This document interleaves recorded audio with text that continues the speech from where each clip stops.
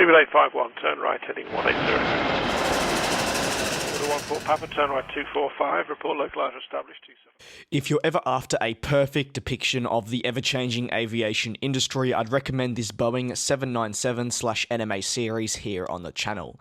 It accurately depicts just how quickly or slowly things can change in the industry over time, and today's update could be one of the final ones potentially for a while surrounding the NMA, dubbed to be by most as the 797. Boeing's what was believed to be up-and-coming jet sent for a launch in the mid-2020s, with 2025 previously being quoted as that launch year. If you've read the title, you'll have an idea what this is about. If not, let's get into it right away.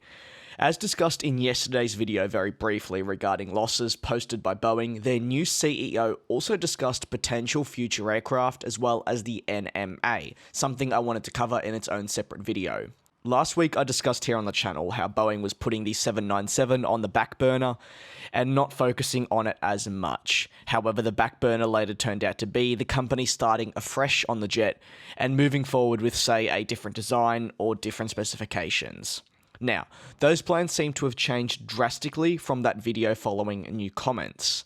The new CEO, I quote, said that plans to rethink the NMA were not intended to delay, but to refresh, to better fit in with the markets around the world, especially the likes of China and, more broadly, Asia, which was discussed as a major market for Boeing's NMA over the past few years, really since discussions first began. He continued on to say, "It's been over 2 years since we started that whole discussion. I'm going to refresh it every way I can think of, along with my new commercial airplane leader, and then we'll get out with the new adding things that have changed a bit. The competitive playing field is a little different. We've known for some time now that the focus on Boeing's side would be fully on returning the MAX safely to service in the coming months, with the company already giving that summer 2020 as the estimate. As time moved along, the NMA's plans seemed to go quiet, and after the estimated Paris Air Show launch came and went, talks moved to other aircraft, say even a potential 737 MAX replacement or something similar. The name FSA you may have actually seen floating around, standing for Future Small Aircraft. Now this would be a single-aisle aircraft coming in the future, as the name really does suggest. This has been widely discussed in the industry, however, not much has obviously come out in regards to it, as Boeing has kept their cards close to their chest.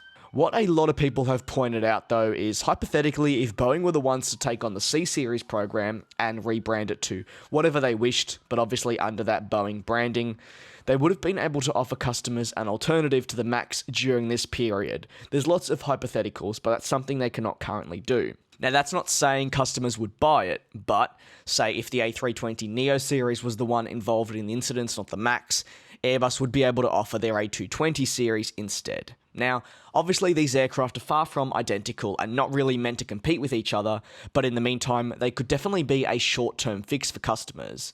It's an interesting question that I've seen posed over on Twitter that I just thought I would mention. If you have any thoughts, do feel free to leave them in the comment section below, especially with Boeing and that whole Embraer deal coming together nicely. Moving back to the NMA though, new updates from the CEO suggests that the NMA may not be in Boeing's plans at all in the future. The CEO said, "We'll take the time to reassess our product development strategy in a fairly methodical way."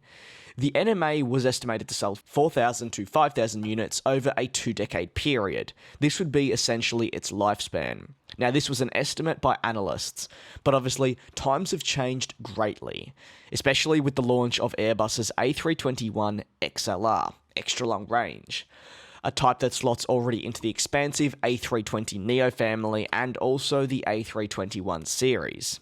It's been an instant hit and has been snapped up by customers around the world in a short space of time. In fact, you would not be alone in thinking it's actually been around longer than just the 6 months from the 2019 Paris Air Show, where it was, yes, actually launched. The A321 XLR was being pitted for some time against Boeing's NMA. However, with this XLR already excelling, Boeing may now look elsewhere for their next aircraft, say that future small airplane, a type that could replace the MAX in the future. Now, the CEO continued on to say, "We have asked the team to step back and reassess our commercial product development strategy to determine what family of airplanes will be needed in the future. I want to make sure we have an airplane specification that I believe in. As soon as we come up with that and what we want to do, we will move forward very, very quickly." Now, another incredibly interesting comment, which I'm not going to fully read out but briefly mention, is the CEO has been very adamant, not just this CEO, including former ones, that they did not want to launch the NMA simply because of the A321neo's success. They wanted to make sure that the type was right. Is that a mistake? We'll have to wait and see how the XLR continues to advance in the market. From the idea, though, of launching an FSA, obvious questions come into play, like, will the costs to design a brand new aircraft be completely worth it? Will it be Boeing running away from their already existing problems, similar to dropping that MAX name, or will there be something else? Ultimately, the future of the NMA seems to be incredibly rocky. In the past week, we've gone from an exciting refresh to the program now being reassessed completely as to whether they're actually going to proceed with it. It seems like Boeing is really heavily backtracking on the plans it had in the past, as what can be described as a total shake-up of their future aircraft. However, there are indeed people in place, raring to get to work on any new aircraft type. The longer that's left, the longer that rivals, though, get to snap up that all-important market. If you have any thoughts on this entire video and just more a general discussion, please do let me know in the comments below. I hope you enjoyed this little bit of a longer video where I talked about different types of aircraft, how they would impact the NMA, and so on. Videos have been a little bit longer these past week, and it seems like you all are enjoying them. So until then, have a great weekend, and I'll see you soon.